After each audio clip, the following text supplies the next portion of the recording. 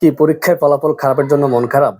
আচ্ছা, একটা পরীক্ষার ফলাফলে কি আপনার লাইফটাকে নির্ধারিত করে দিতে পারে? যে আপনার এই একটা পরীক্ষার ফলাফলের কারণে আপনার লাইফ এখানেই সফল অথবা এখানেই ব্যর্থ? একটা পরীক্ষার ফলাফল কখনো আপনার লাইফকে নির্ধারণ করে দিতে পারে না। একটা পরীক্ষাই আমাদের জীবনের সবকিছু না ভাই। আপনি হয়তো আজকে পরীক্ষায় উত্তীর্ণ হইতে পারেন নাই। হইতে পারে আপনি যদি পরেরবার পরীক্ষা দেন আপনি আরো ভালো রেজাল্ট করবেন এবং পরবর্তীতে আপনি ভালো পাবলিক ইউনিভার্সিটিতে চান্স পাবেন। আপনি মেডিকেলে চান্স পাবেন, তাই না? তো আপনি মনে করেন যে আমি এসএসসি ফেল করছি তার মানে আমার জীবনটা এখানেই শেষ। এটা ভুল ধারণা ভাইয়া। সুতরাং আমি মনে করি প্রত্যেকটা ছাত্রছাত্রীকে যারা এই পরীক্ষায় ফেল করছে বা তাদের পরীক্ষা ফলাফল আশানুরূপভাবে হয় নাই, তারা এখানে হাল না ছেড়ে বারবার চেষ্টা করেন। আবারও চেষ্টা করেন, দেখবেন আপনি সফল হবেন।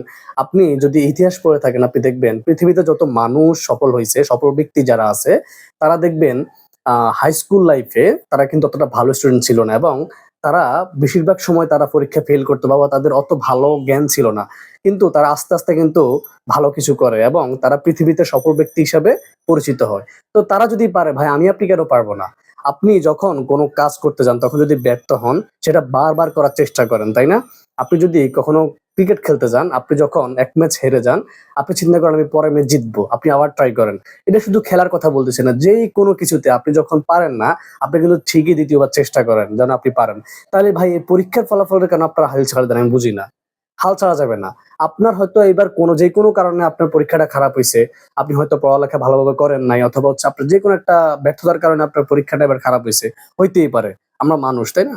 সো আপনি এখানে যদি হাল ছেড়ে দেন যে না আমার জীবনটা এখানেই শেষ, আমি আর সফল হইতে পারব না, তাহলে তো হবে না।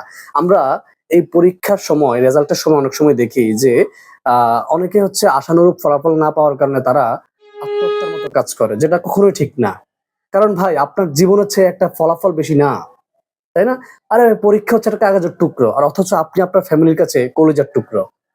আপনি যখন বেঁচে থাকবেন, আপনি যখন সামনে আরো ভালো কিছু করবেন, আপনার ফ্যামিলি চলবে আপনার উপরে নির্ভর করে, তাই না? ডিপেন্ড থাকবে আপনার ফ্যামিলি আপনার উপরে। তাহলে আপনি কেন একটা পরীক্ষার জন্য আপনি হাল ছেড়ে দেন? হ্যাঁ? হাল ছাড়া কখনো ঠিক না। আপনি এবার পারেন না, আপনি সামনের বার পারবেন। এবার আপনি ব্যর্থ হয়েছেন, সামনের বার আরো ভালো কিছু করতে পারবেন। এই ব্যর্থতা থেকে শিক্ষা নিয়ে আপনি আরো ভালো কিছু করতে পারবেন ভাই। সো চেষ্টা করে যান। আপনি নিজেই হাই স্কুলে পড়ছেন, বইতে পড়ছেন যে একবার না পারিলে দেখো শতবার। তাহলে আপনি কেন হাল ছেড়ে দিচ্ছেন? আপনার এই একটা ফলাফল দিয়ে আপনার জীবনে সফলতা বা ব্যর্থতা প্রমাণ করে না। আপনার এখনো অনেক সময় বাকি। আপনার লাইফে অনেক সময় আছে। আপনি কিছু একটা করতে পারবেন। আপনি হয়তো এবার ব্যর্থ হয়েছেন, পরেরবার পরীক্ষা দিয়ে ভালো কিছু করতে পারবেন এবং পরবর্তীতে আপনি পাবলিক ইউনিভার্সিটিতে চান্স পাবেন, আপনি মেডিকেলে চান্স পাবেন, আপনি সফল ব্যক্তিদের কাতারে দাঁড়াবেন, তাই না? তাহলে আপনি আজকে শুধুমাত্র একটা এসএসসি পরীক্ষায় ব্যর্থ হওয়ার কারণে আপনি কেন নিজেকে ব্যর্থ দাবি করেন? আপনি নিজেকে অসফল ব্যক্তি মনে করেন? আপনি মনে করেন আপনার জীবনটা এখানেই শেষ। এটা কেন মনে করেন ভাই? সুতরাং আমি মনে করি প্রত্যেকটা ভাই-বোনেরা আপনারা ফেল করতেই পারেন। মানুষের জীবনে ব্যর্থতা আসতেই পারে। সেজন্য হাল না ছেড়ে আবার ভালোভাবে চেষ্টা করেন। চেষ্টা করলে ভালো কিছু আসবে এবং আপনিও সফল হবেন জীবনে।